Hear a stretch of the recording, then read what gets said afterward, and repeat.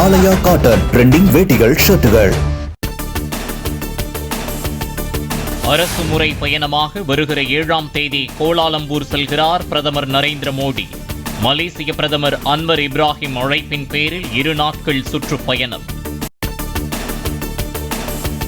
நீலகிரி, சேலம், கிருஷ்ணகிரி, தருமபுரி உள்ளிட்ட மாவட்டங்களில் ஓரிரு இடங்களில் நாளை அதிகாலை வேளையில் மிதமான பனிமூட்டம் காணப்படும்.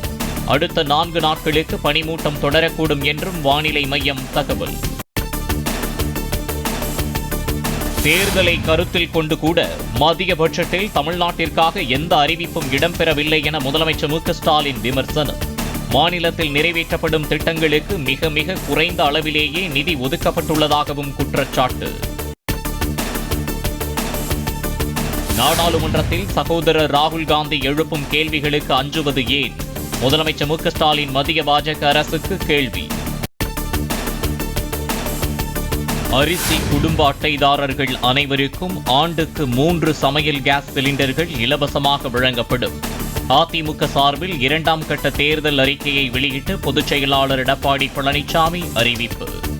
வாழ்வாதார உதவியாக கேஸ் சிலிண்டர் மானியம் குடும்ப அட்டைதாரர்களுக்கு ஆண்டுக்கு 3 கேஸ் சிலிண்டர்கள் வழங்கப்படும்.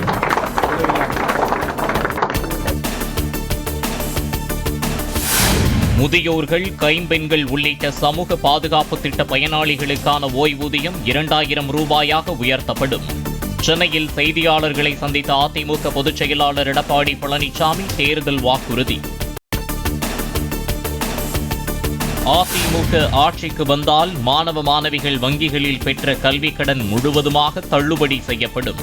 தள்ளுபடி செய்யும் விதமாக அரசே மாணவர்கள் பெற்ற கடனை ஏற்கும் என எடப்பாடி பழனிசாமி அறிவிப்பு. நாட்டில் என்ன நடக்கிறது என்றும் யாருடன் யார் கூட்டணி என்றும் தெரியாமல் இருக்கிறார் தாவேக தலைவர் விஜய். தமிழ்நாட்டில் தேசிய ஜனநாயக கூட்டணிக்கு அதிமுக தான் தலைமை என்று அமித்ஷா தெளிவுபடுத்தியுள்ளதை சுட்டிக்காட்டி இபிஎஸ் காட்டம். தேர்தலில் வெற்றி பெற்று ஆட்சி அமைக்கும் அதிமுக ஆட்சி அமைக்கும். எங்களுடைய கூட்டணியுடைய வேட்பாளர் இபிஎஸ் தெளிவுபடுத்தியாச்சு. முதலமைச்சர் வேட்பாளர் இபிஎஸ். இது அவர் டிவியில் பார்க்கல, தொலைக்காட்சியில் பார்க்கல, பார்க்கறதுக்கு நேரம் இல்லை, மக்களை பார்க்கறதும் இல்லை, தொலைக்காட்சியில் பார்த்து தெரிஞ்சுக்கல, ஒண்ணுமே தெரியாததை வச்சு எங்கிட்ட கேள்வி கேட்கணும். தெரிஞ்சிருந்தா பரவாயில்ல. ஒரு கட்சியுடைய தலைவர் எல்லாம் தெரிஞ்சிருக்க வேணும். தெரியாம அறியாம பேசிட்டு இருக்காரு. கரூரில் 41 பேர் உயிரிழந்த பிறகு 72 நாட்கள் வீட்டை விட்டு வெளியே வராமல் இருந்தவர் தாவேக தலைவர் விஜய். வீட்டை விட்டு வெளியே வந்தால்தான் நாட்டு நடப்பு தெரியும் என விஜய்க்கு இபிஎஸ் அறிவுரை. அவரு வெளியில் பொது வெளியில் பார்த்தா தானே தெரியும். பொது வெளியிலே வரல. 72 நாள் கழிச்சு தான் ஒரு சம்பவம் நடந்து போச்சு. அந்த சம்பவத்தோடு 72 நாட்கள் ஒரு கட்சி தலைவரே வெளியே வரல. நாட்டில் என்ன நடக்குதுன்னு தெரியல. எந்தெந்த கட்சி எந்தெந்த கட்சியோட கூட்டணி இருக்குன்னு தெரியல. எந்த கட்சி தேர்தலில் தலைமை தாங்கன்னு தெரியல. இதை வச்சே நாங்கள் என்ன செய்யணும்? அவருக்கு ஒன்றுமே தெரியாத போது எங்களை கேள்வி கேட்டால் அவர்கிட்ட போய் கேள்வி கேளுங்க. ஒன்றுமே இல்லாத வழக்கிற்காக மடப்புரம் கோவில் காவலாளி அஜித்குமார் அடித்துக் கொல்லப்பட்டதாக உயர்நீதிமன்ற மதுரை அமர்வு கண்டனம். தவறு செய்த காவல்துறைக்கு தக்க பாடம் புகட்டப்படும் என்று நீதிபதி ஸ்ரீமதி உறுதி.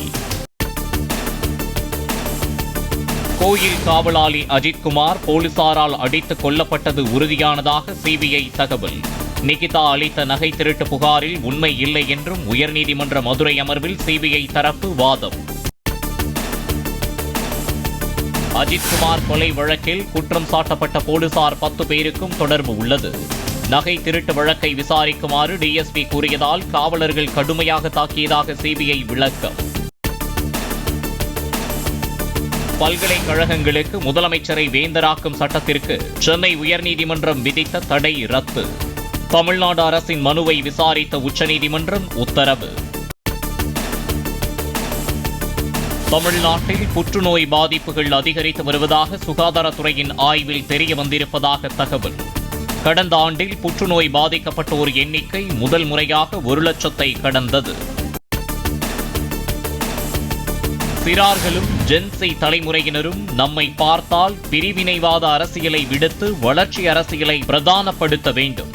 மாநிலங்களவையில் தனது கன்னி பேச்சில் கமல்ஹாசன் வலியுறுத்தல். எதிர்க்கட்சி எம்பிக்கள் அமளியால் நாடாளுமன்ற மக்களவை நாள் முழுவதும் ஒத்திவைப்பு. குடியரசுத் தலைவர் உரை மீதான விவாதங்களுக்கு பிரதமர் பதிலளிப்பார் என்று எதிர்பார்க்கப்பட்ட நிலையில் ஒத்திவைக்கப்பட்டது.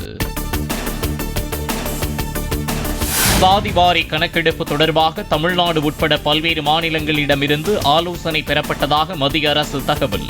முதற்கட்ட கணக்கெடுப்பில் ஒவ்வொரு குடிமகனின் வீட்டு நிலவரம், சொத்துக்கள், வசதிகள் குறித்த தகவல் சேகரிக்கப்படும் என அறிவிப்பு. வெளிநாடுகளில் இருந்து வரும் இந்தியர்கள் நகை கொண்டு வர அனுமதிக்கும் விதிகளில் திருத்தம் செய்து வெளியிட்டது மத்திய அரசு. ஓராண்டிற்கு மேல் வெளிநாட்டில் வசித்து நாடு திரும்பும் பெண்கள் 40 கிராம் வரையிலும், ஆண்கள் 20 கிராம் வரையிலும் வரியின்றி நகை கொண்டு வரலாம். நாடு முழுக்க உயிரிழந்த 1.5 கோடி பேரின் ஆதார் எண்கள் முடக்கப்பட்டுள்ளதாக மத்திய இணையமைச்சர் ஜிதின் பிரசாத் தகவல். முறைகேடுகள் நடைபெறாமல் தடுக்க மத்திய அரசு நடவடிக்கை எடுத்துள்ளதாக அறிவிப்பு. நாடாளுமன்ற வளாகத்தில் மத்திய அமைச்சர் ரவ்னீத் பிட்டுவை துரோகியாகி போன நண்பா என அழைத்து கை கொடுக்க முயன்ற ராகுல் காந்தி. ஒட்டுமொத்த இந்திய தேசத்தின் துரோகி ராகுல் காந்தி என கூறி கை கொடுக்காமல் சென்றதால் மத்திய அமைச்சர் ரவ்னீத் பிட்டு பரபரப்பு. மணிப்பூர் மாநில முதலமைச்சராக பொறுப்பேற்றார் யும்னம் கேம்சன் சிங். பதவி பிரமாணமும் ரகசிய காப்பு பிரமாணமும் செய்து வைத்தார் ஆளுநர் அஜய் பல்லா. மணிப்பூர் மாநில துணை முதலமைச்சர்களாக 2 பதவியேற்றனர். மாநிலத்தின் முதல் பெண் துணை முதலமைச்சராக பாஜக எம்எல்ஏ நெம்சா கிப்கென் டெல்லியில் இருந்தபடியே காணொலி மூலம் பதவி பிரமாணம் ஏற்றார். மத்திய பிரதேசத்தில் தேனீக்களின் தாக்குதலில் இருந்து 20 குழந்தைகளை போராடி காப்பாற்றிய அங்கன்வாடி பெண் சமையலர் உயிரிழப்பு. ஒவ்வொரு குழந்தையாக பாதுகாப்பான இடத்திற்கு அழைத்துச் சென்றபோது 100க்கும் மேற்பட்ட தேனீக்கள் தாக்கியதில் பலியான சோகம்.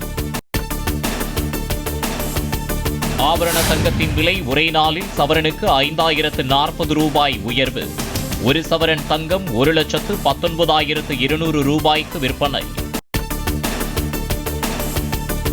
சென்னையில் வார் வெள்ளியின் விலை ஒரே நாளில் கிலோவிற்கு 20,000 ரூபாய் உயர்ந்தது.